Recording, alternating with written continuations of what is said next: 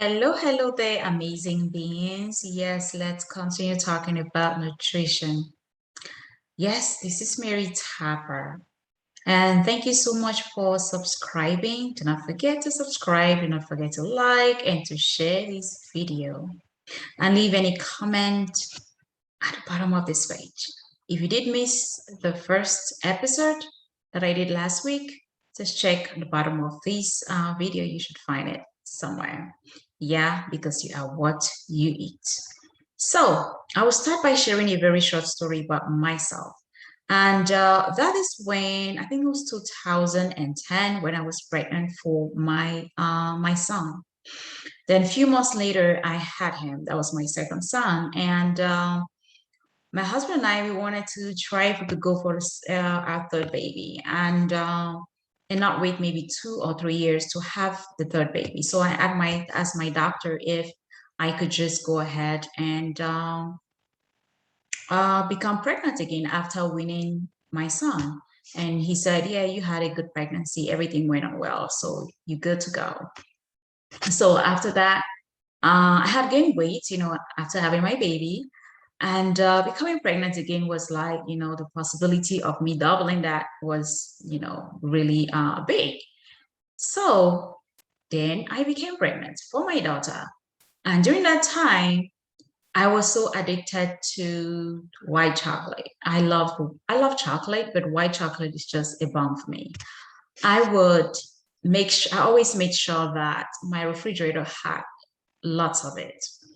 And I would eat it. I would eat and eat and eat and eat. That was my craving. I loved it and I enjoyed it during that pregnancy. And that is how I gained so much weight as well. And as I came to have my baby, that's 18 months after the brother was born, and I breastfed her. But my decision at that time was like, okay, after I win her, I need to make sure that I get back to my medium size. I get back to where I was. I can wear those clothes that I already had at home and things like that. Because at that time, I think I was wearing like my pants were like size 18. It was really big. And my husband was like, see, you don't have enough clothes and you are with your size. I think I need to get you some more clothes. And I was like, you know what? You don't need to because I'm not staying like this. I'm going to take care of this after I win a baby. Thank you, babe, for being always supportive. So I went ahead and after winning her, and I went straight to lose my weight because during that time, to be really candid with you guys, like my inner thighs were touching, and I always felt like it was a load on me. The one thing that really kept me from not feeling very bad about myself was looking at my daughter and looking at my son and knowing that, okay, I'm like this because of this.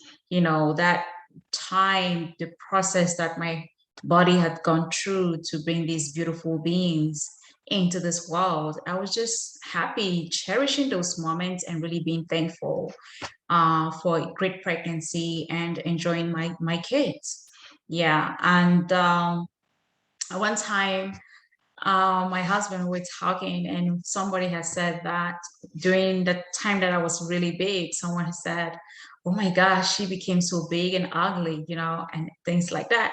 Which really didn't bother me because for me, I knew that this was just a stage in my life, and I was so determined to get back to where I was before.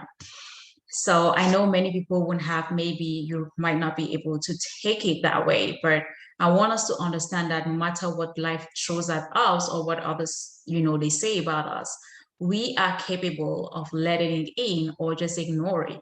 Because at the end of the day, people will always say things to us, but we have to be the master. We have to be the person making those decisions.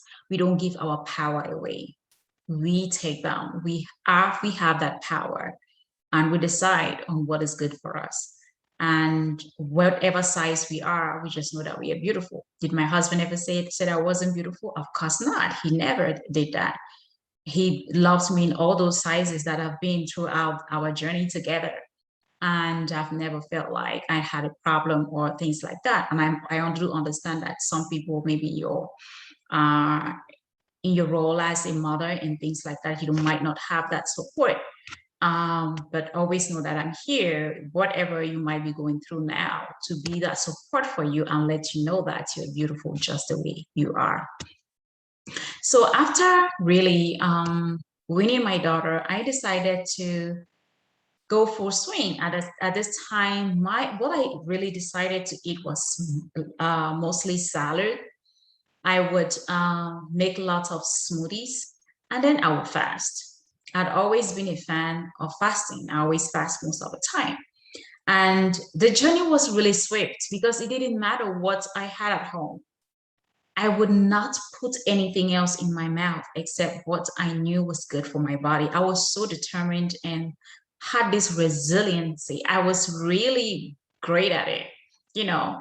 And in almost less than a year, I was back and I was wearing a small. If can you imagine that I was wearing a small and I wasn't like somebody who's lost weight and looks, pale or some kind like that. No, I was healthy, looked great, and I was wearing a small. And I felt so great in my body and everything. But now at this age where I am, it's not easy for me to have those things in the house and don't eat them. I definitely have to pay attention because like my husband and I, when we go to the store or I go shopping for, grocery for the house, I still love chocolate. And there is this brand Lily's, which is more keto friendly. I will get those and I'll get like the white ones, white chocolate. I'll get the caramel, I'll get the regular chocolate and have it at home. But when it's at home, I'll eat it like all the time. So I decided not to even go to that aisle no more because I know what it's doing. So I just decide not to buy it and not to have it at home because I won't be able to resist it. And with that being said, it's just to say that knowing who you are, so you have to look for the strategy that works for you. When you are going to the store, what are the things that you're buying? What do you have at home for yourself?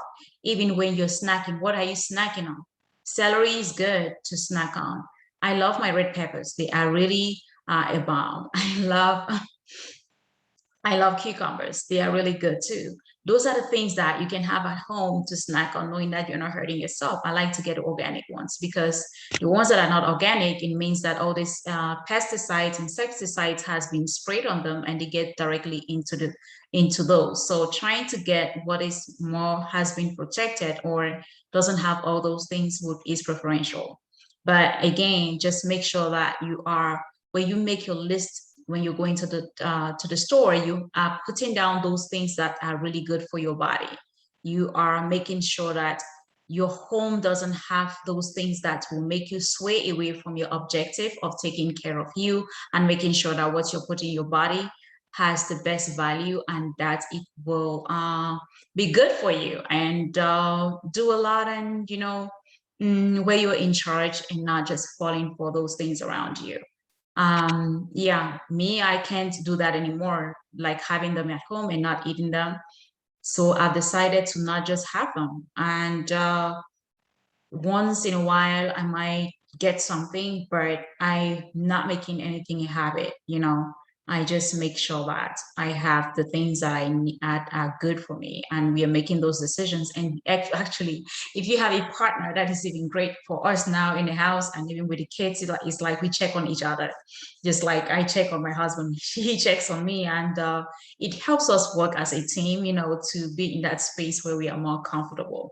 So let me know what you are doing and what are on your list, for the next time you go to the grocery store, and how is your journey and how is your decision going on making sure that what you are putting in your mouth, in your body, which is that little temple, is what it actually needs, because we are what we eat.